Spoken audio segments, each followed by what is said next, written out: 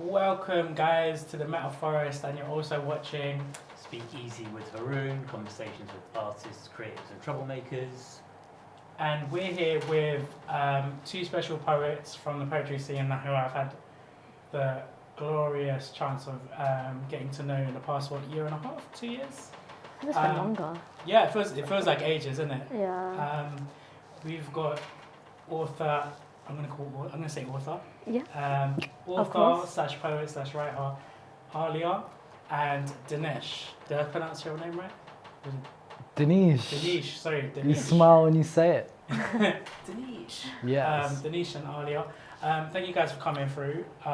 Thank you for having us. I wanted to say, what is your both of your experiences coming into the poetry scene? Because I feel like you're new, but you're still kind of finding your way or navigating through the creative space. Yeah, I mean, to be honest, it's actually been like a very long time. But the poetry scene, I'm so sporadic with it that like I dip in and out quite a lot. So like I've been doing it, I don't know, like maybe almost a decade now, but I've just been so in and out of it. And so I think like my experience with it has just been like, I think when I first started, I kind of like put a lot of onus and like heart into thinking like I had to be a particular kind of way, a particular kind of performer. I had to do things the way that everyone else is doing them. And then I realized like that's not really me. And I do love to perform, but I am like a writer through and through. Yeah. And that's that's my comfort zone. That's what I love to do.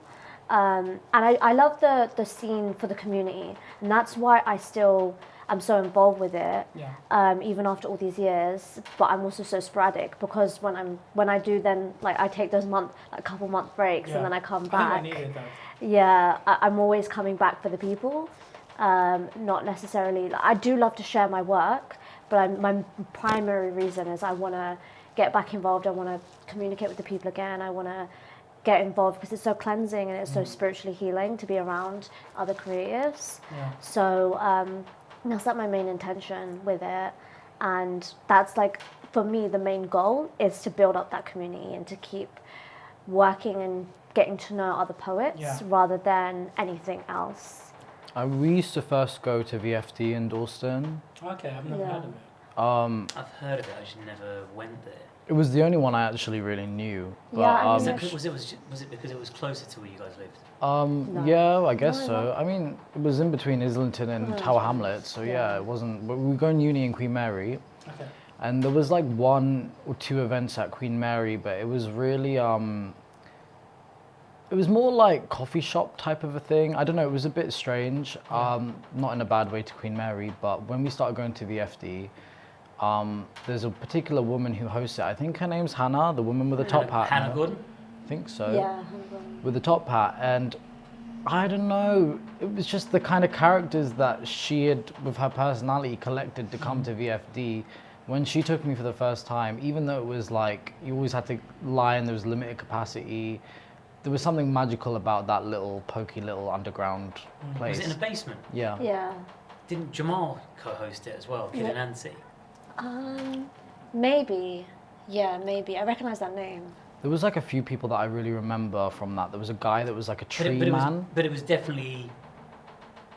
It was one of the wackier nights though, wasn't it? Yes. Yeah, because I remember the guy with the tree man. The tree man. He read like almost like Shakespearean type poetry. Yes. I loved his stuff because it was so unique, and I think that's where I learned that like poetry isn't just for like pretentious, people who coming into one space, and only that space was primarily white people basically, because that's what my experience had been so far. Then when I went to VFD, it was like all different types of people. It was still white, a lot of It was white still people, but white. they were like from a different economic backgrounds, and they were like they were more open and like real people of society in terms of like.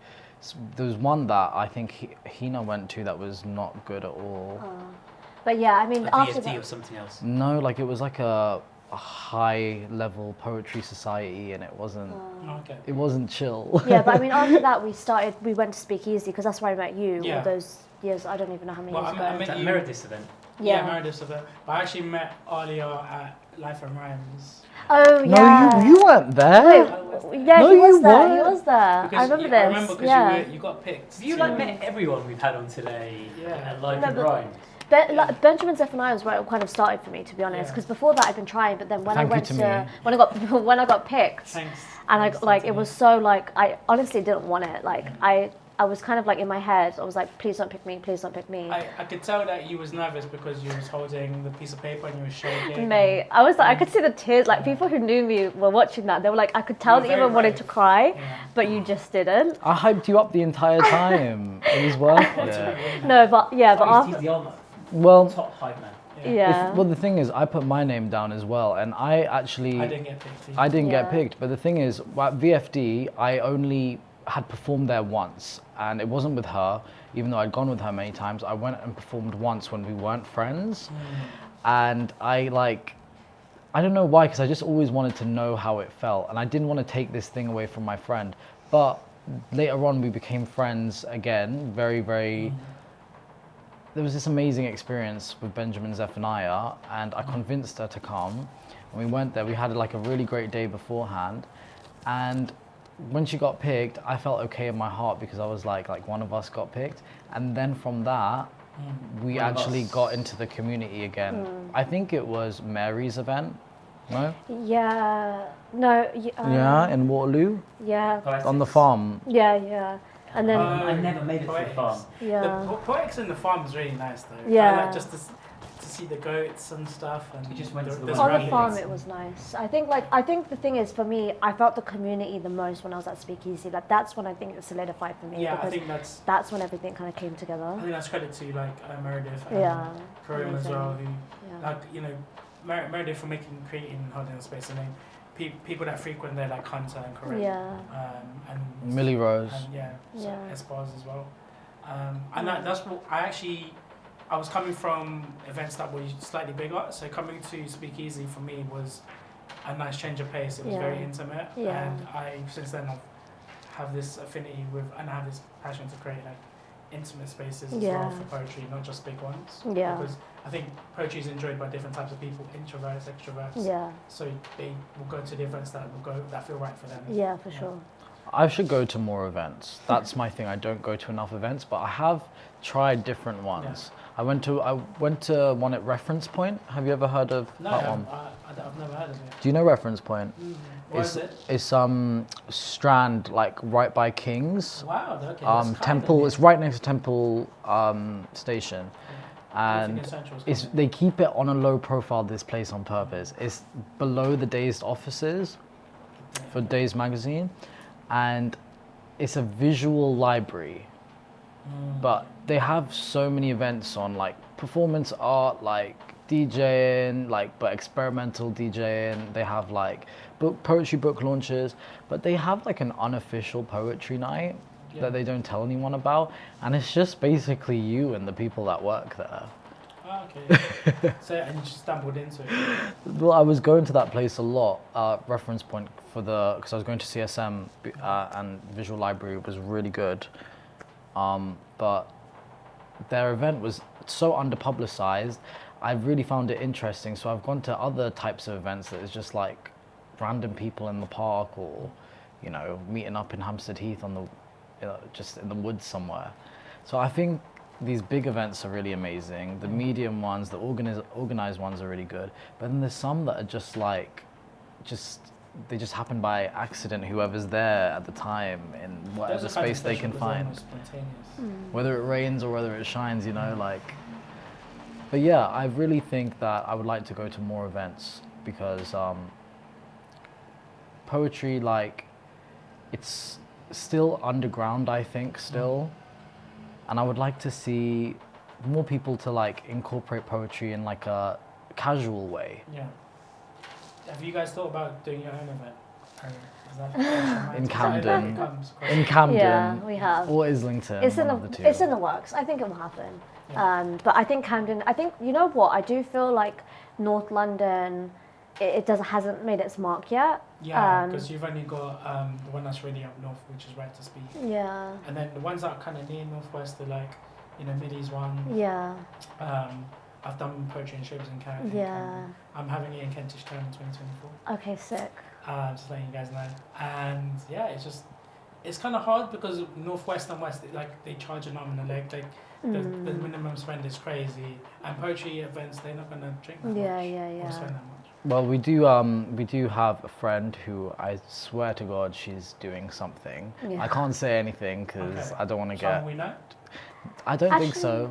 Maybe I think you might have met her. Okay, But she's definitely going to do something in Camden. Yeah. But yeah, we've really thought about it, but we kind of want it so that anyone can come. So we're thinking it should be like in a place where we don't even have to pay, like just kind of like a, like I don't know, not a park necessarily because of the weather, but like covered arches and stuff. Yeah, you can do that. Yeah, because there's like Hyde Park. They've got that little bricks. I don't know what you call it. Yeah. It's not gazebo, but it's kind of like that shape. Yeah. And they've got some in like Paddington Rec and things like that, which are nearby. So yeah, I would like to do one, but what should we call it? I mean, what do you? I don't know. Like, I guess it depends on your characters and what the night is, because obviously different poetry nights have different formats. So. Yeah. The one thing about me, Meta, I'm different than the rest of the poets, I think, in the sense that because I did English at uni with her, I am clapping the hardest for everyone, but at the same time, I'm cutting all of your poems like this and making them perfect in my head. Oh, okay. So I'm not it's not that I'm honestly, I love them so much and I think they're perfect, but there's this other part of me that wants to like chop them up and re-edit and re-sequence them. Yes. He's a very good editor. That's what he did with the book. He just okay. Oh yeah, we were going to cut segue into through this. it to cut it to a But piece. what kind of host would I be when I'm inviting people? I'm celebrating them. I can't have any type of critique. So. Okay. Well, in scratch that, we ask people to talk about a particular poem, so that's up your street. And the irony of having to do it to myself, I think that would be good. That'd be cool. So you brought up the book. It's like which is called Moments of Metamorphosis. Tell me about how this book came to be. Like, how long was the digestion? What's the word? Gestation. Gestation period. That's it. And like, how long did it take to like be a butterfly? And fly off the shelf. I mean, to be honest, because I think it kind of follows a chronological order, and it's funny because a lot of people come to me and they start talking about how political I am, and I'm like, these days I probably haven't written a political poem in like months and months and months. Everything is spiritual now, which is sort of the end of the book. And so like the beginning kind of, it really started from when I started like properly taking poetry seriously, which was like 16. And then I just had all these poems accumulating. Like at home, I probably have like about, I don't know, at this point, probably like 1,000 poems. Like I have an inordinate amount of poetry. Bloody hell, 1,000? Yeah, I have books and books filled with poetry. And I had to really cut it down. 1,000. And I really chose the best of the best. But it took me ages because a lot of it was, to be honest, a lot of it was already written. I didn't really have to do much new writing for this book. Apart from like part one universe and part two anatomy. Yeah, I was wondering why you cut into those kind of like name those parts. Yeah, it took me a while to figure out the names for it because I knew the sections. I knew I wanted to divide it into two sections because I had the political and then I had the personal, and they were very different. But it took me a while to figure out the name. And universe, I wanted it to be about the wider world. Yeah. And then anatomy was really to do with my personal experiences. But originally, like, anatomy was going to be called, like, personal or something, and it just sucked. The name sucks. I was like, I need to think of something better. But you started it. You obviously wrote these poems for ages, but you actually started the book, I think, January, February. Yeah. Little bits, just compiling them together. 3. This year, and then I think I made the cover in March, probably. Yeah. So I made the cover just to kind of push you more. Basically, her friend said she was going to design the cover. I said, no, you ain't. I'm going to make the cover. Beat me to it. So I made her a cover. Which turned out to be perfect. And because it's got like 2 parts of it, I think that may be... There's a symmetry. Yeah, and there seems to be like a energy field in between them. Yeah. So I think that's probably why the book ended up split in two, right, Aaliyah? Because it wasn't going to be split in two at the beginning. No, I think at the very beginning I hadn't really thought about it, but then I definitely knew that like the poems, there was a huge separation between poems, in that like the really spiritual personal ones, I knew that they were very different to my political ones, because my political ones were always inspired by like if I went to an exhibition, or I went to this place, or I had this conversation with someone. Noam Chomsky. Or I read Noam Chomsky. Yeah. But then the anatomy was very much like every time I felt a type of emotion, I would be like, I need to write, you know? So yeah, but I mean, like, it really took shape in January, definitely, because that was when I was like, right, I want to get this out. Like, the purpose for me to write the book was always about the fact that like, and the purpose of my Instagram and everything has always been about the fact that I just want to share my words so that other people can read it and feel some type of way and be like, actually, I understood exactly what you meant, and I saw it like this, and this is how I feel. That's always been my intention with it. She was very strict and put a deadline on herself, and she did it all herself, pretty much. She found all the things on her own. It was very hard, but it was... All I did was moral support. You know, I didn't do any of the hard work apart from chopping it up, but that was fun. Yeah, oh yeah. Is there a piece of critique that you gave that was... There's one poem where it was something about reflecting in a mirror. Aaliyah, you must know the one. Art is, oh my God, comparison is an art form. Okay. Yeah, that poem. Is it in there? Yeah. And what did you change the line to in the end? I changed, it was something about how, it was a poem about a canvas and how, because it can't see itself, it's constantly comparing itself to others when actually it's really beautiful. Mm-hmm. If it just took a second to see what it looked like, it would realize it's a work of art. I but it's always literally comparing from the outside. crossed it out. I was like, no. Yeah, but it didn't actually make sense. And then she went and had to, I said, look, go and ask anyone. And I did. And they were like, yeah, I mean, you kind of need to make it more clear that like what you're trying to say is that the canvas is like looking out instead of looking inwards. So I was like, okay. Yeah, what I wanted to ask was how was it natural for you? Was it a learning curve when you were working with Dineesh in terms of knowing when to push back and knowing when to actually go, actually, you've got a good point? Like, learning curve. Oh my God. How can you say that? No, because I think originally, don't you remember, like, at the beginning of creating this book, like, it was a lot of times where he'd come to me with critique and I would like be like, oh, I don't know if I want to do that. And then as we started doing it more and more, I realized that actually, like, this is constructive criticism that is actually helping the book. Like, and it kind of got me to a place where I was like, okay, like, if there's feedback here, like, let me listen to it rather. There were some times where I said, no, actually, like, I know that even though you're saying this, I know what this is meant to be. But there were other times where I was like, okay, like, let me just mellow my ego for 5 seconds and actually hear why this is being said. And I was like, actually, what he's saying makes a lot of sense. But it's been years that we've been editing each other's work, Aaliyah. We went to uni together, and literally every big essay or dissertation, for example, it never went anywhere unless we passed it through each other. Yeah. It's good to have like years and years of it. So I feel like it's natural, no? I mean, for me, for me at the beginning, I don't know if you remember me, the pushback that I gave you, I had a lot of pushback. Have fights? I like it. I like argy-bargy. You're like Haroon, you like violence. He does like violence. He does. Violence, so you know that. You're gonna kill me. Yeah, that's crazy though. Like, what I like is also, your poetry is very political as well.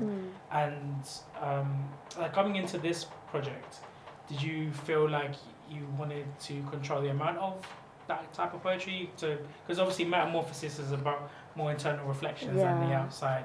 Yeah. So. Yeah, I definitely did. Like, I didn't want it to be... I actually think that the second section has more poetry. It's like 48 poems, and the first section is just a little bit less. Because and also with the poetry, like, this is something Dineesh does say, which is true. Like, sometimes it can be a little bit repetitive. So I wanted to avoid that too. So I was very, like, strict with myself about, okay, well, this makes sense to put in, but actually this is, like, kind of saying the same thing, or it doesn't really need to be said. So I was very mindful of that, to be like, okay, like, let me make sure I'm cutting because I really did cut. She really did cut. Yeah, I did. Like, so there's how many poems in this? A section? lot.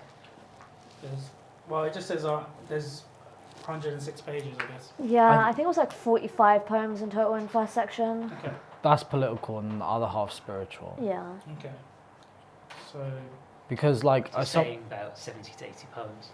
Yeah, roughly, At probably. least. Yeah, yeah. But I mean, it was 106 pages, and most poems, there was probably about like 10 or 20% of those poems run onto the other page. But most of them stick on the same page. So yeah, about like, I guess 100 or just under that, something like that. I don't know, my maths is a bit... Let's talk about the illustrations. Like, who did those? I did, Ah, sick. yes.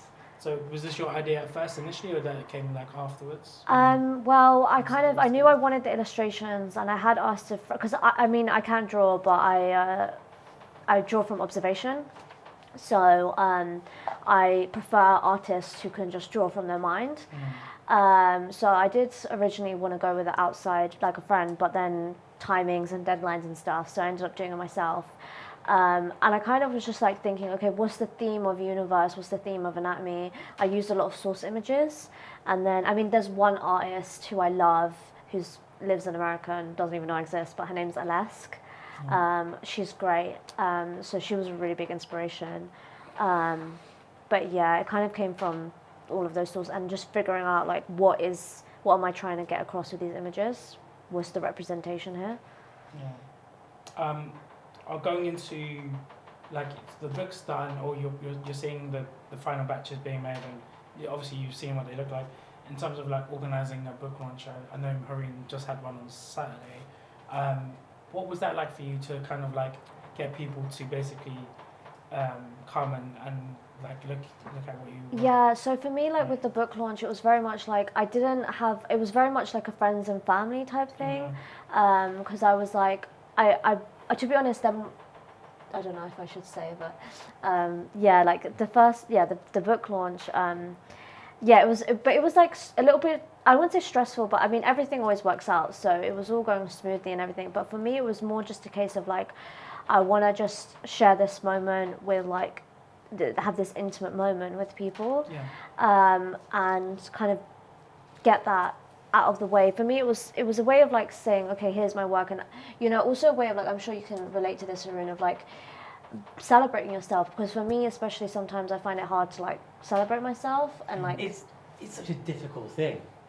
It's really difficult, because I don't know about you, but like when you did the book, were you starting to think about the next thing you were going to do? Yeah, a little bit. I was obsessed with it. Yeah.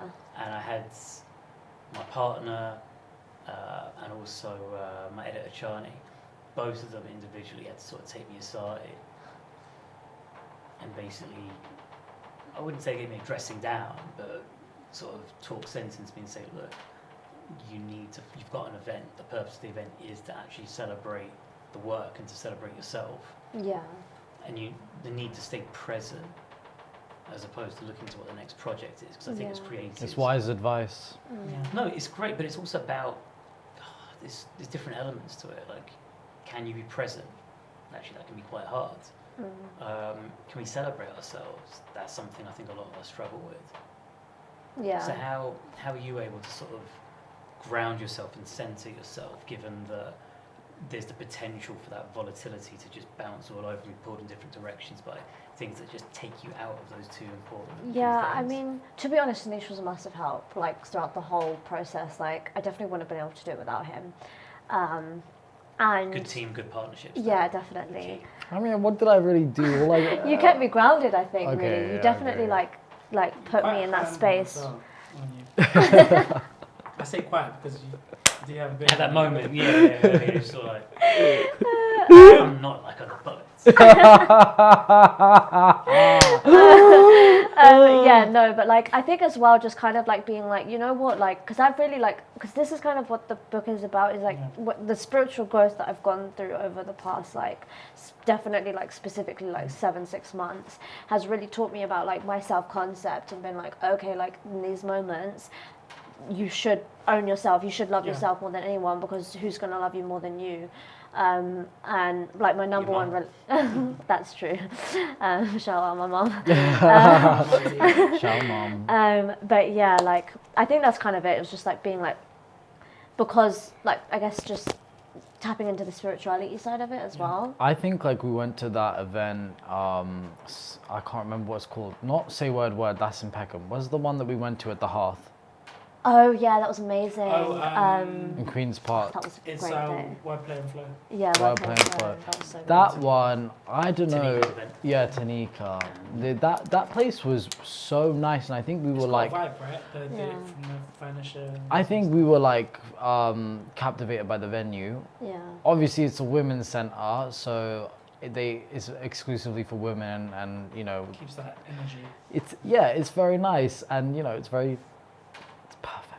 It's like spick and span. I do like the what do you call it? Interior design choices. Yeah, that they yeah. make. I think the light fixtures The marble, as well. the tones Yeah. of pink, the lighting. Yeah. And the style of furniture, like really comfy. But we went there, and she kind of, after going there, was like, "I want to do my launch here." She was pretty sure on it, but there was a lot of stuff she wanted to do. We looked at a couple of other places. There's another place called Morocco Bound, which is a bookshop in South London, but we kind of wanted it to be like closer to North London, so we ended up going with the Marx Memorial Library. Yeah. And then once we went there, yeah, it's in My Farringdon. guy. You're a Marxist. Yes. I am. Yeah, she's. I know. You didn't say I guess, that, and I like, guess you're not. I'm you could've said that straight down she the middle is, on you know, everything. Like, she is. I don't know. Yeah, I mean, to be fair, I'm not as like about it as I used to be, but I definitely What appeals agree. to you about Marx? To be honest, because the thing as well is I've actually read him, and I actually really like a lot of what he says. I mean, I agree. Like What do most, you recommend I should read then? I'm You don't know any Marx? honestly. I know about Marx. I've If never you sat wanna- down and read his work. If you want to understand Marx without wanting to tear your hair out, because I did him for my dissertations and stuff, so I really had to get in there. But if you want to understand him without having to tear your hair out, you should just stick with Noam Chomsky or Noam Chomsky gives the Marxist, like he's I guess you would say he's a Marxist too, but he elaborates on Marx in a much more understandable way, I think.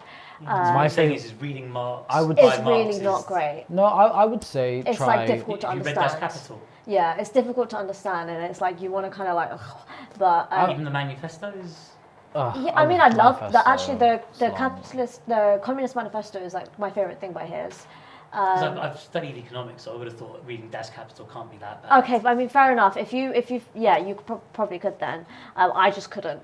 So I loved economics, I just didn't want to do My it. Yeah. favorite Marx is the alienation of the worker. So I would start there because it's really like an interesting way of shifting your perspective on society and why we even make things.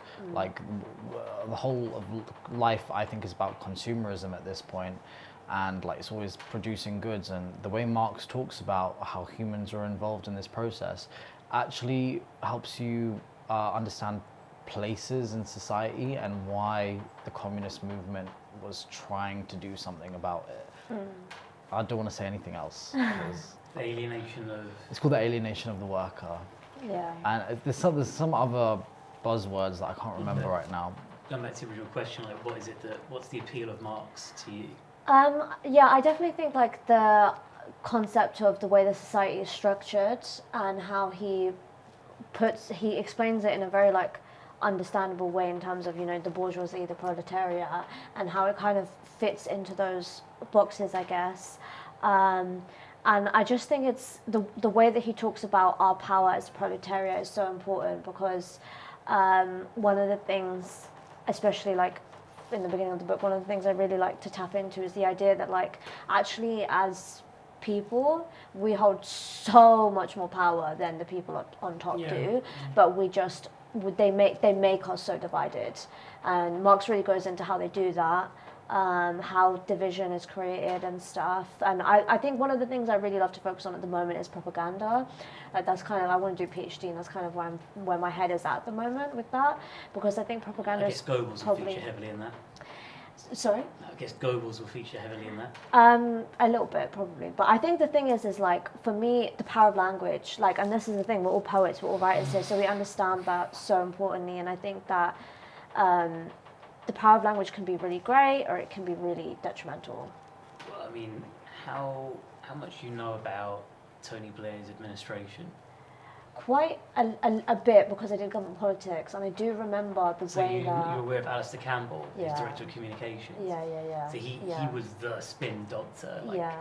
I remember Yeah. they really honed the art Sick of it. of communication and just controlling narratives and how people sort of viewed things. Yeah, for sure. I definitely agree with that. I think at the end of the, especially with Blair, like, it was definitely all about media, like how is he presenting what's going on, and the way that he was so careful with his language, and but to be fair, I try to think about things in a more positive light, which is why I barely write political stuff anymore, because I just don't want to focus on it. Like, I don't really watch the news anymore and stuff like that. Yeah, I don't watch it anymore, and I used to be someone who really sort of was priding myself and keeping up on things. Really? And you changed? It's not about changing. The news is, you can't really rely on the news outlets. And that. For the first time in my life, like, I reckon, up until the time like you had the Iraq invasion and all these things going on. Oh yeah. I had the ability to keep my finger and cut through the smoke and mirrors. I think when the serious stuff started kicking off, and the fact that it became very hard to understand who was telling the truth. I think in this age, there is such a saturation of media. So, for example, if we look at what happened with Brexit, with Trump getting elected, things like Cambridge Analytica, which were like the data analytics firms that help people understand how to exploit the incredibly... Because when I was at business, actually for my sins, I did an MBA. I went to business school. And I remember someone at the time was running a media venture. And she was telling me, like, she came from a background where she worked in management consulting, where they're very analytical with data. And she told me that when she was using like Facebook marketing, she'd never seen something so granular in the way that you could like target a segment and just bombard them with a message to get them to potentially convert on a particular call to action that you want. So the way that got manipulated and how people got divided in the elections. I mean, even if we look at something as contentious as like the Amber Heard and Johnny Depp trial, and the fact that there was literally media being pumped out and created to skew people one side or the other and push, and God knows who and what agenda they've got. At this point, it's not like I wouldn't say it's like I gave up and I got older. I was like, I'll stop watching the news. I do not think that our brains and our psyches are designed to actually withstand the assault of like stimulation and media messages we're getting, because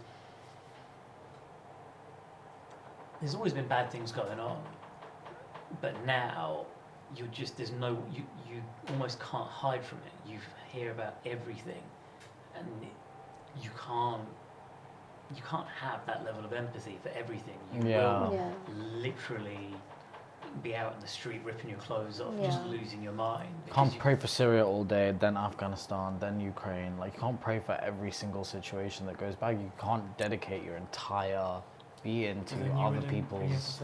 You would just sit there all day, consumed by other people's stories.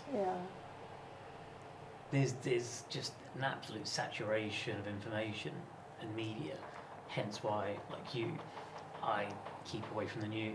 I deleted the app. And like generally, I haven't written a lot of political stuff, despite having been quite political in my youth. I'd still say I'm politically switched on. I care about certain things. But it's interesting. I want you to sort of touch upon something you were saying about divide and conquer. What do you think about that in terms of current society? Because I think that there's huge amounts of divide and conquer going on right now. like, okay, I'm going to say this because you studied Marx, so you're even more schooled on the left than I am. Do you not think that the left has been completely and utterly fragmented beyond recognition? Oh my god, I could go into this. I mean, I like think we might talk off camera a bit more in it, but just yeah. you You know what it is? Like I'm actually I've been really heavily involved in this stuff for like a really long time. Remember I before? worked in Parliament for a year, like last year, and because I feel like I've never seen the left as it's horrible to be downtrodden. well as this is going to get me into a lot of trouble because no, but it's true. Like okay, it's the thing with the left is that at the end of the day, it's gotten to this point now where in our mainstream politics we don't really have a left anymore. No. And so then what Keir Starmer has come and done, I mean, what he was doing when he first got into power was he was destroying, I mean, I have to be careful what I say on camera, but he was destroying a lot of the left side of Labour. Oh yeah, he marginalised eradicating a lot of the factions of the Labour Party that were left. Sorry? Deranking. Basically removing their power, the money, like went into the organisations. I remember the last time I went to Labour conference, it was a nightmare. All the sort of lefty parts of Labour were like in this really tucked away area that I took ages to find. For obvious reasons. But yeah, like it's gotten, the left has become a lot more divided because at the end of the day, we all want the same things. Even on the right, everyone wants peace, everyone wants more freedom. Why do you think the right has remained relatively like one big mass that can pull together? Because money. No, lots of specific things they've done. I grew up with Chomsky and also John Pilger. I don't know if you're familiar with his work. I grew up on guys like that in the kind of late 90s, early noughties.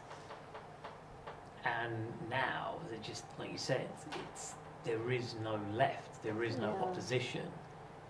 Yeah, I mean, it was funny because I said to my sister, like literally yesterday in the car, like, you know, if everyone in each borough, this is a really good idea, do you remember this idea I had? If everyone in each borough could just basically vote for their own individual party constituency. If everyone in their own constituency could vote for their own individual party, then it would divide it up so much that there wouldn't be able to be one person or one party in power, and so then the whole system would break down. But that's not going to happen. But no, because they argue for proportional representation. Yeah. But I mean, like, at the end of the day, like, I definitely feel like right, left, whatever it is, like, it wants the same things, but I think the right goes about it in, like, a really horrific way, and also sometimes they are just a little bit more bigoted. They also change laws without, like, really notifying the public first. Like, yeah, like, for example, they extended the tenure of the prime ministership by a year without telling anyone.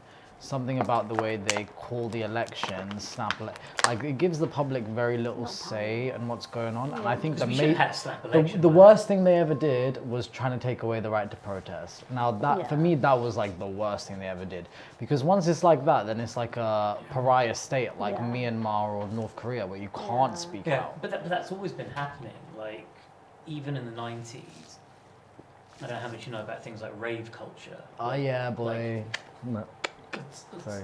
But like actual rave music, things like the early stuff by the Prodigy, like Happy Hardcore, where they were in gas masks and white gloves and stuff, and they had all this sort of legislation that was trying to sort of stop people from like gathering and congregating in spaces, because it feels like whether it's people coming together and being happy and partying, or whether it's people actually jumping out in the street and protesting, like you said, the potential power of the proletariat, people who can't be distracted by like shiny things and trinkets, is so much that any of the vehicles that bring people together have to be sort of controlled or criminalised.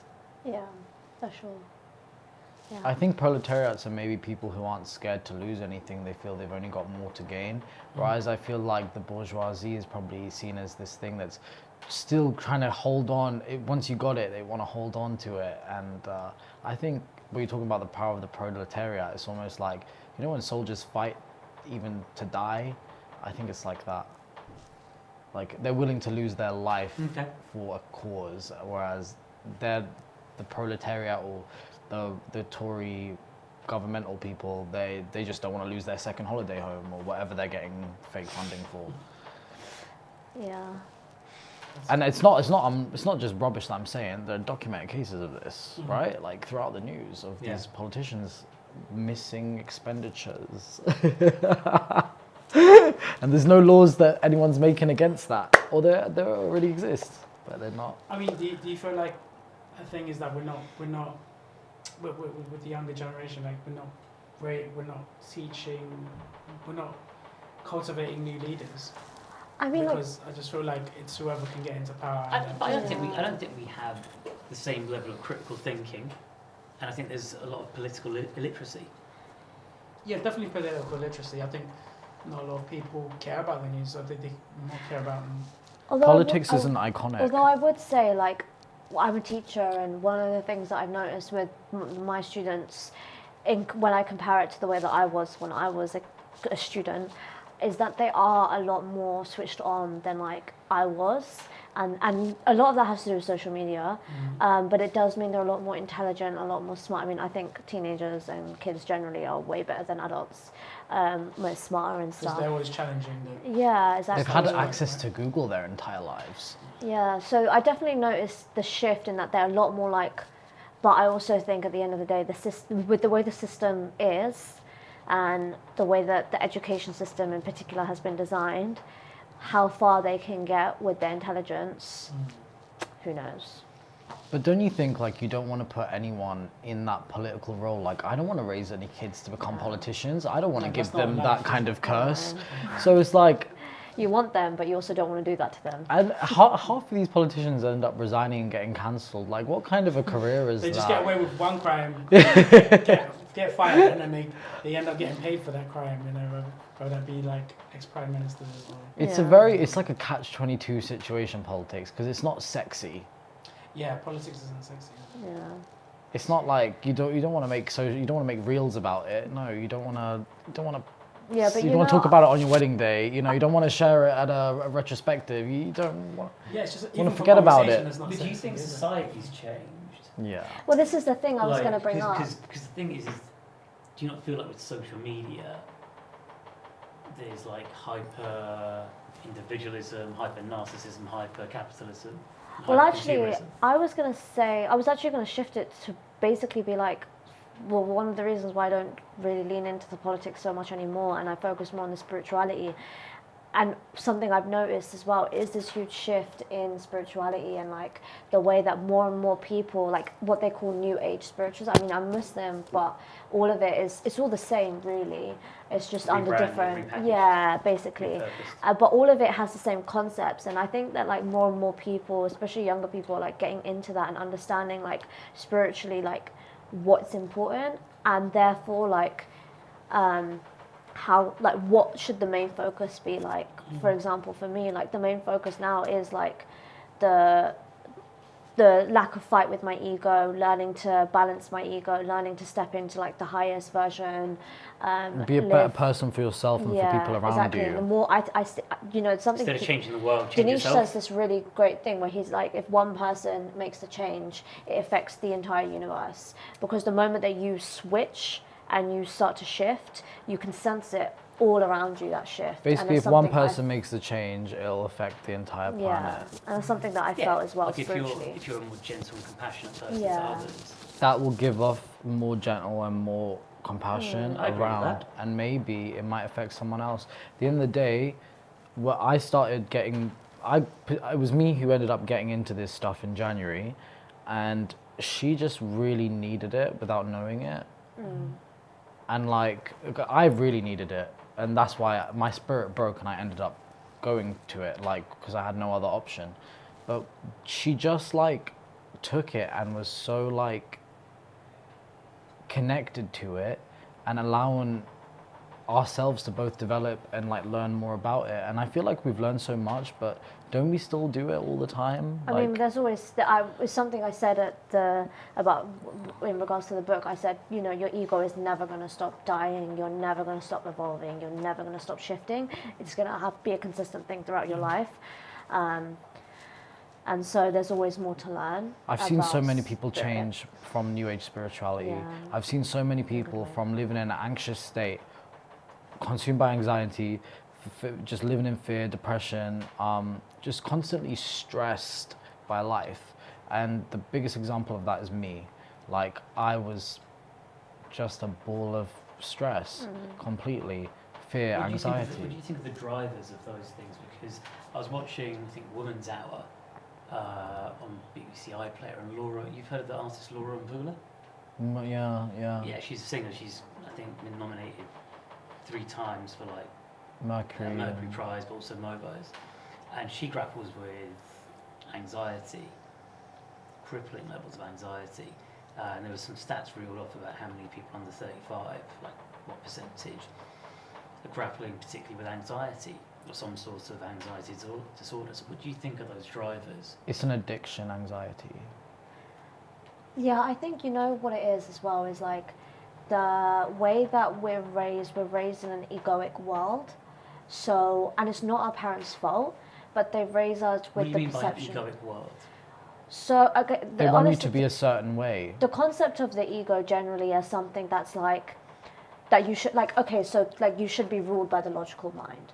When in reality, the logical mind is not supposed to make your driving decisions. Logical mind is to tell you if there's a fire burning, don't touch it. What you should really be ruling your life with is your spirit, is your soul, is your higher being. So your gut instincts, the moment that you have those gut instincts, that should be ruling your life. But we're taught so often to suppress our gut instincts, to if I feel like I should quit this, or if I feel like I should do this, or if I feel like I should do that, even if other people would perceive that as a certain way, or I shouldn't do it because of other people's perceptions, when ultimately you're lying to yourself and you're lying to your gut instinct, and you have to follow the path that is destined for you. Yeah, intuition. But then how do you counterbalance that? Let's look at someone like myself who has ADHD and autistic, and I have a problem with impulse control. So how is someone like myself supposed to be able to discern between actually that's my gut or that's my impulse switch, because I haven't thought it through? It's your emotions. It's going to cause trouble. The thing that makes you feel the best should be the thing that you go for. The thing that doesn't cause resistance in your body when you go for it. I agree with the resistance part. The thing that causes the least amount of resistance. I would argue against the thing that feels best, because isn't that also egocentric in a world where sometimes not everything is always meant to feel. It's funny because I said this to my therapist, and she was like, I don't think it's what feels best, I think it's what feels most right. But she was like to me, at the end of the day, those two things are very different. Because she was like to me, at the end of the day, when you're like crying on your bed and you feel like you having a cup of tea isn't going to make you like high vibration, it's just going to make you feel better than 5 seconds ago. And so ultimately the goal is to just, and it's funny you bring up the ADHD thing, because tell them what we told her as well. More satisfied, less satisfied. You want to be, you want the scale to be more satisfied instead of like, rather than thinking of things as, because I don't even believe in good and bad anymore. Like, I don't believe in it as concepts. I believe in like more satisfied or less satisfied on the scale. You should be more satisfied. It depends on the context. There are certain things that are definitely very bad. Okay, say someone slaps me across the face, some stranger. I think labour camps are pretty bad. Yeah. Death camps are really so you're bad. you're less satisfied, but then maybe you might think of like a puppy, like. But this is the thing, like there was this quote from this guy who said, "My body was in a prison, but my mind wasn't." That was the guy who was in prison. But that's at the end of the day, at the end of the day, it always comes back to your mind. Like, as long as you can detach and you can be completely present, knowing that the past and the future is literally not real, it doesn't exist. The only thing you have is right now. And then you can then use that knowledge to then follow your higher instinct and your higher guidance. You'll be on the right path. And as well, like being trained, I know we're trained in a society to think of what could go wrong, but actually if we reframe our mind to actually think, well, this could go right, things will start to line up. And things like, this is the thing with my book, like everything, most of this book didn't come through action, it came through guidance and being like, everything is going to work out. I don't know how it's going to work out. I don't know in what capacity, but I just know it's going to work out. And literally everything fell into place. Like the format came on time, the editing worked out. The book cover was a complete, at one point, because it wasn't formatted correctly and no one could fix it. And I just literally, I prayed to God and I was like, just... And Param fixed it. And Param just came through and he fixed Param it. poet. Yeah. Tell me how you got to know Param and how he fixed it. We met him at the Hearth. the Hearth, actually, that beautiful place. For Tanika's event. Yeah, and then he goes to Windows. yeah, sometimes. and then actually I just posted on my Instagram and I was like, I'm so desperate right now. Can anyone help me? And then he literally replied and he fixed it. And I was honestly I remember sitting there at 2 a.m. seeing that message and I was so shocked. I was like, thank you God, like this is insane. Well, was it just not aligned? Well, I made the cover, right? Yeah. So the way I make art, I've been doing different stuff now, but primarily it's through destruction. So that cover was a photograph of some street lights, and then I distorted it, I destroyed it. I think I put it through a mirroring thing at first, like a different angle thing, and I asked Aaliyah, what color do you want? And I used the color to help me get there. And she liked it and it was wonderful, but it wasn't the exact bloody dimension. And I'm no good with Adobe really, so if Haroon he just did it. I don't know how he made did it. He made some issue that she asked 5-6 different people. Not like no issue at all, and that's the other thing. So I really want to give you guys a spiritual diagram of what we've been using, but this thing where she's saying like things just fell into place, every time she got someone saying no to her or someone shutting the door in her face or whatever it was, something that wasn't favorable, she was less satisfied. She in her head rewrote, she was like, it's all right, it's supposed to be like that, and that the right thing will come. And redirection. I think that actually brought the right things to you, I swear to God. Yeah, Can we give them a spiritual diagram, like about the higher spirit and stuff? Like, there's some of you that's basically, you are a spirit, you are a soul, you're something, you're part of something else. And there's some of you channeled in here, but the larger part of you, it isn't just in the sky, it's like everywhere. Like you're made of stardust. Your energy. You're literally made of the same things that are millions of miles away. The Big Bang was the size of a marble before it exploded. So I just really do believe in the interconnectedness of everything. Yeah. And Quite an expansion. I think that also from drives a marble to I think that also drives a lot madness. of our art as well, because like, especially now, like we really like that's basically it's taken over our life, and What's taken over? This spirituality and this idea of like how are we going to live our lives? Are we going to live it with the concept of like pessimism, or are we going to live it with the concept of like optimism? I guess. It's not even optimism. Yeah, it's like faith. Faith. That's the word. It's faith. like Yeah. knowing that like you didn't. For example, who did you pay for your body? Who do you pay for the air you breathe every day? Like, there's just certain things that are taken care of, and I think like you're supposed to have like faith that things will be taken care of as well. And if you have the expectation that things are gonna blow up in your face, I think you might actually find those things that blow up in your face. This is just from my experience of consciously practicing Alignment. like choosing to look at it this way instead of looking at it that way, and it's made a big difference. Instead of being a horrible person to be friends with, I'm really nice. Do you guys remember when you first met each other? First day of uni, Yes. at Costa Coffee in Mile End in 2015. No, Yeah. Costa Coffee. What was You were in the same 2018? degree program. Yeah. 2015. Yeah. What, creative writing English? No, English. just English. Yeah. But yeah, I do remember. I remember him walking in, and I think you're. It's a very South Asian uni, isn't it? It is a Yes. very South Because Asian. I went to Portsmouth for my undergrad, 2002, 2005. I found myself spending more time at Queen Mary because I had a friend of mine who's half English, half Sikh. He went to Queen Mary, and then he would just be like, "Come on, man, hang out here," because I think he was dating like Sri Lanka, and then it was just nothing but like ditzy friends and stuff. So I just used to go up and just spend my weekends there when I wasn't in Leicester. Really? So you know it? Not that well. Like I basically more. I'd say I hung out in like Mile End and Bow Yeah. more than I hung out at Queen Mary, but I had friends who went to Queen Mary. Yeah.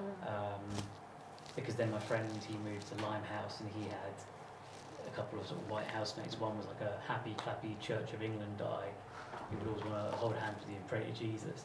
Another guy was just like because my friend was, I'd say, like definitely a Marxist. And his other friend was also like very, very left wing. So it was quite, yeah, we went on a lot of marches during that period. But yeah.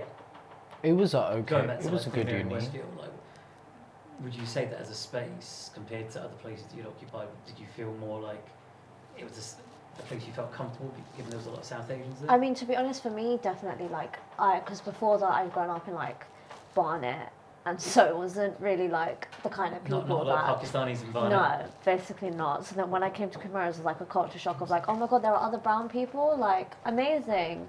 And Did you get halal meat? yeah, and the halal food and everything, it was so exciting. Look, it might for be a me. brown area. It might be like a lot of high. Oh my God! Look who it is. Is it raining outside? Yeah, I didn't dress the occasion. Okay. Not me. But yeah, Milli-Rose is in the building. Man. I guess it wasn't like that with the professors, at least. That's all I can Yeah. say. It wasn't chill like that. It was. Some of them were great though. Shout out Bill Schwartz. My Bill who? guy. Bill Schwartz, he was the best. He was a post-colonial professor. I loved him. What does that mean, post-colonial professor? He taught post-colonial literature Okay. and stuff like that. So yeah, So basically, not a plethora of dead white men. yeah, basically, which was great for me because Any it was particular after. author that stood out that he taught you? That's asking me to tap into a memory I don't have, but I did really like studying Who resonated with you? Camilla Shamsi. Honestly, she really sticks in my brain. Mm. I liked Burnt Shadows. That particular book Mhm. was just amazing. Well, we did Salman Rushdie, but he was good. I didn't take any of these post-colonial. Yeah, he took different types. I always took Old English every year. Yeah, not me. Couldn't. Classics. Could never. No, like. Why? Who, me? Yeah. I always took Old English because I like the idea of like knowing more about the roots of words. I'm balls deep into etymology. Into who? Etymology, That's my. Okay, I And think you said then- John Milton as well. I'm like, whoa. and then I guess I always used to take the philosophical ones, right? As well. I used to all Yeah. the proper philosophers, and then we always used to take Proper one philosophers. one As opposed to poet, what? Faux philosophers. like the older ones instead of like the new ones. To the ones who weren't on Instagram. The ones all dead. Basically, yeah, you mean classical. Yeah. Ones And you can't fit into a real- then we took some poetry modules together, and then a few like cultural ones. Like only one sticks out in my mind, which was medieval, not medieval. What's it called? Middle Eastern. Middle Was there any decent poetry in the course? To be honest, You liked? There was this I- one guy one time. I actually don't feel like studying creative writing, or even when I was doing poetry, I don't actually. Yeah, I feel like it's more. I just don't really vibe with studying it, to be honest.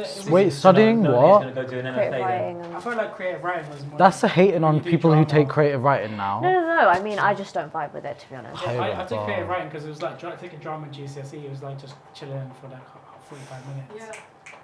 Creative writing is the best thing ever, I think. Yeah, I love And creative writing. Just not yeah, But having yeah. someone judge it in an assignment type. I hear you. capacity. Yeah. I mean, the only reason why I took creative writing is because there was a songwriting module and I wanted to write songs. Oh, But that was sick. like in the third year or something. So I had to wait like 2 years and then do it. It was so like, like we went to uni there. It was great and everything, but like in terms of education, it was a strange education because it felt like for example, when we got stuff marked, there was never any really helpful criticism ever on how to develop yourself as a writer, and all that development was something you had to do on your own. So yeah, it wasn't like you had like a teacher that actually tried to help you develop your work. It was never like that, which Yeah. was what I I suppose- really didn't expect from uni. Yeah, I suppose in my masters actually What I were found they doing, more the helpful. teachers? Just chatting to us. And then what, just grading you and just leaving you to your own devices? You say it because I don't talk favourably of them. Clearly. Yeah, I mean, to be fair, I think we have slightly different experiences of uni though. Like, But I do agree with that because I definitely feel like my writing developed much better. My academic writing was so much better when I was doing my masters. Like I had so much more guidance there. The staff was so much better than what I had. Like I can remember my experiences at my masters with my teachers. It was a way really more big than my course, I undergrad. think. It was really big. Yeah. For one course, and you know, I think they accepted a lot of clearing students, and that's why it was so big. Yeah. But I actually don't have complaints about it because one of the last modules I had was a utopia module, and it actually really changed the way I see things. And if I hadn't met that particular professor who was really just, he was just differently wired. If I hadn't met someone like that, I probably wouldn't have even written poetry or shared it ever. Because like all the poetry I write is like nonsense philosophy. And I don't think I would have come up with this style of writing, if it wasn't for him maybe changing my perception of the nature of good and evil. And that's why I can really speak to that one module really resonated with me more than all the Is that 3 degree. Same one that influenced No, I you. didn't. Yes, about- she didn't I take didn't it. Utopia. No, but it's interesting because you were talking about not seeing things as good and evil, but rather. Yeah, I mean, to be fair, that really came from the spirituality stuff, like, that I got into this year, Okay. like, learning that negative and positive doesn't really exist. You assign meaning to your circumstances, and so whatever you perceive the That's for an circumstances to be, they'll be whatever you want them to be, I guess. You attach the meaning. Apologies in advance. I'm going to drag it back into the political, but it has to do with like it is and it isn't. Given so I don't know if you know, but Meta also studied. I did theology and like. You did English literature for uni, didn't you? Yeah, I did English literature in uni. I did English literature, creative writing, and in AS I did like theology. So actually, I'm going to posit this to all 3 of you. What are your thoughts on the fact that for quite a while, but I think very explicitly under this current administration or government, there's been almost like a deprioritising, defunding and devaluation of language, not just art, but language and the humanities in university, where they're saying, you know, unless it can basically get you a job, under the very narrow focus Ooh. of what a job is. You're hitting me hard right now. I've got things to say, but I just need someone else to give me an excuse to go off. Someone Essentially giving you the- how do you guys feel about that? I'll let you guys. I mean, to be honest, I There's so much restraint. yeah, I don't know. I just feel like it's all, Go on, Ollie. no, I just feel like it's all Pardon? done. You off camera, you can speak. Yeah, you can You're talk. allowed. Start and then we'll. Yeah, no, I feel like it's all to do with the way that society, like the system has been constructed, especially recently, because it's what you're talking about, it extends to and secondary as well, in terms of the way that, like, well, there are rules now about in GCSE you can't study anything other than English authors, and you have to, it's very formulaic. Yeah, it's very formulaic and stuff like this. And I've personally, from my experience, I've noticed that it's all being done so that you can keep people in their little boxes, in their little roles, and keep the arts, you know, stuck and suppressed, so that we don't have a voice and we don't express ourselves, and so that we continue to, yes sir, yes ma'am, please sir, thank you, more please, you know. And now the floor is yours.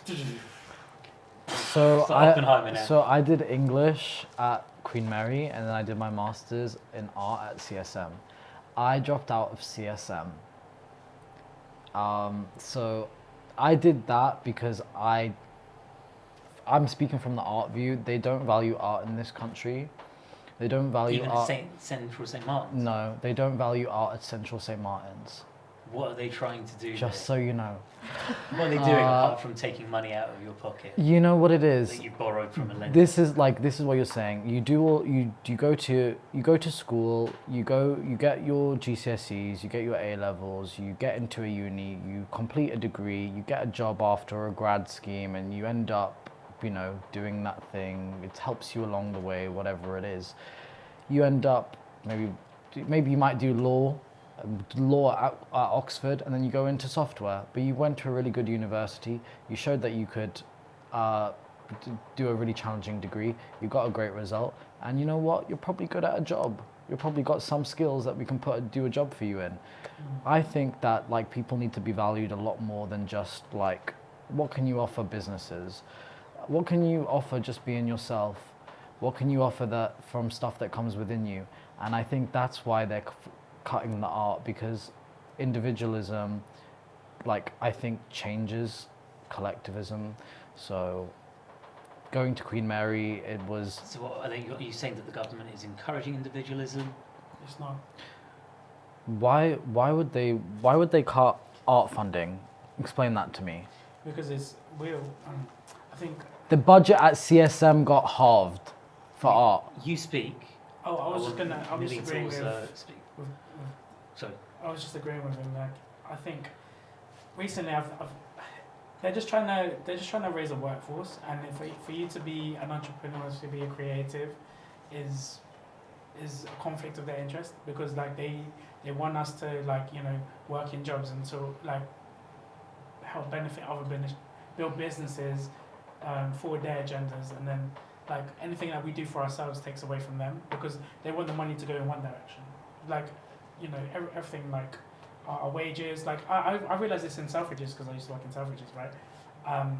I would get paid, and then they would pay me early, so that around Christmas time, so that I could use my discount on top of another discount. So basically, like everything that they would pay us for, they would get their money back by selling us goods that they already kind of like are making a profit on, even after the discount. So like I'm just giving them my money back for spending my time there. So I was just like, that's your actually own mad. work taking your money that you earned off them. Yeah, so it's crazy. Like, and they have you believe like they're doing you a favor. Like, it's, Heaps to say on this, but I want to hear Millie. some stuff from Special guest Millie. Special guest Milli-Rose, Hello. who's off Do you know- camera. you can go on camera if you want. Just she can see it. She's beautiful.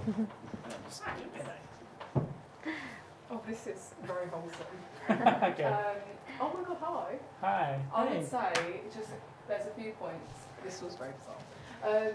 I would say, like, in terms of funding, for someone who has worked, like, for funding bodies, there is art funding, but it's not going to individuals, not going to the start-up companies that have the ethos, which is for the community, which is more either postcode based or just start-up based. I mean, that's not where the funding is, and that's where it's going wrong, in my opinion. In terms of university and education, having qualifications, I would say, and I'm going to bring it into environmental like impact and circumstances growing up for me, because I think that's where it starts in terms of where your value system sort of lies and how it develops. I had a mum who was creative, and I still have a mum who is creative. Who I met on The boat. Saturday. Yeah, my mum went on a Sunday. boat. Yeah. It was lit, you know. Wasn't it? Alicia. Alicia, yeah. What an She's angel. amazing, and she's like really instilled into me that there was so much that we can offer on the basis of the people that we are, and everything else is paperwork, and that's the way that I was raised, which meant that going into school I had such a different lens. I didn't really feel the pressure to get it all right, but I felt the need to, just because I'm a competitive person. But not because I felt like it was going to devalue me if I didn't get it right. I just thought it's free education. I'm quite competitive, and it's as simple as that for me. I'm very like blessed in the sense that I didn't have the expectation from my mum, which I know is a privilege. So I could mess up and my mum would be like, there's so many other routes. You can look at it the There's so right many other way. routes. Yeah, and I think we forget the scope of the fact that we're in London. There is so much opportunity. If you go outside of London, Even you now. realise, yeah. So I've spoken to Jodie about this, who's a poet that we've had on a couple of times on the show, and he was saying like, dude, if I grew up, I'm just gonna check the tape. he was just basically what he was saying was that if he'd grown up as a working class white person outside of London, Yeah.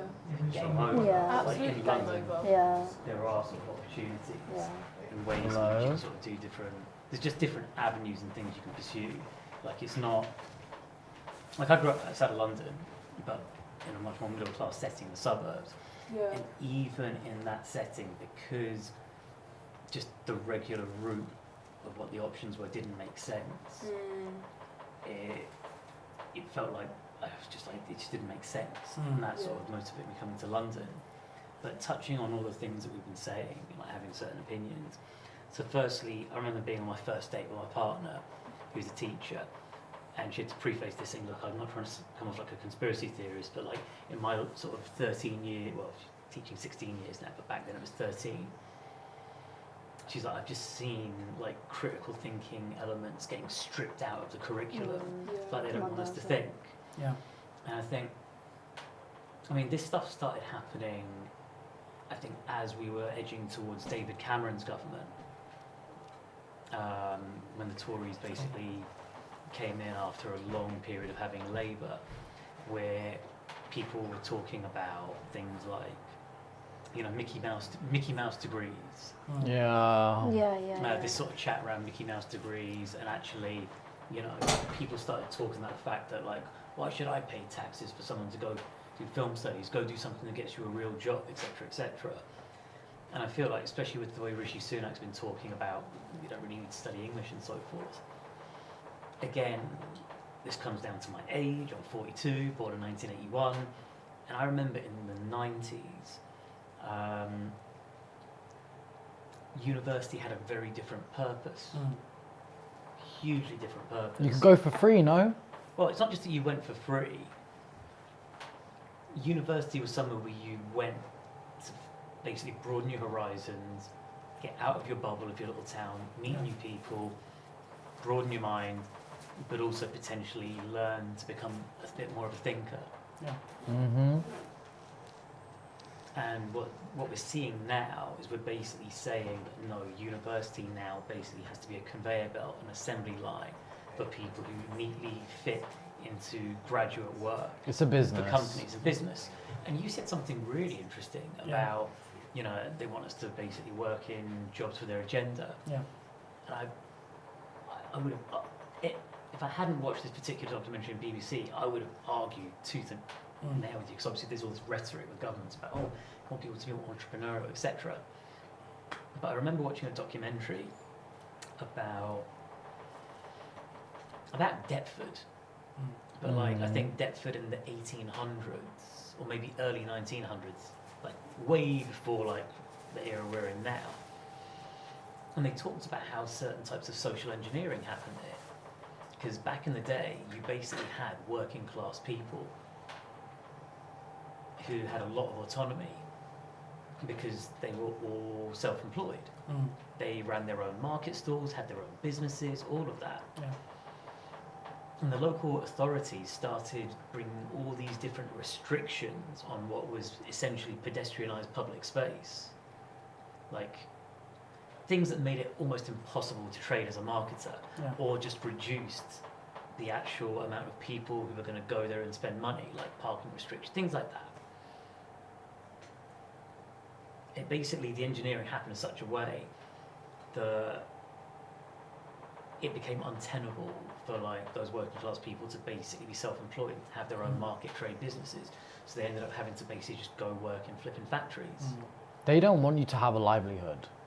They don't want you to have something you can dedicate yourself and pass on to your children or your family or whatever, family business.